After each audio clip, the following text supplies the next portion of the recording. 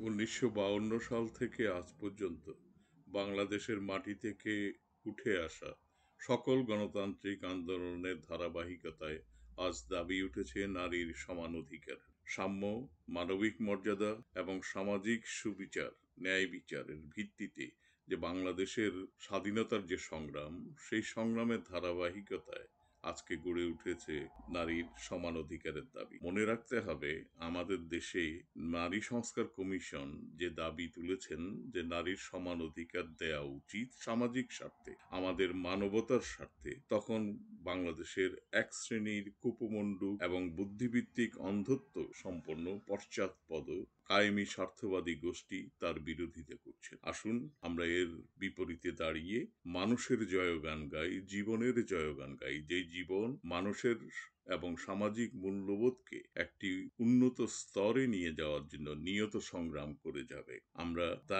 আমি রাজ্জাকুল চৌধুরী এবং আমরা গণতান্ত্রিক বাংলাদেশ নেটওয়ার্কের পক্ষ থেকে সবাইকে নারীর ডাকে মৈত্রী যাত্রায় শরিক হওয়ার জন্য বিনীত অনুরোধ করছি।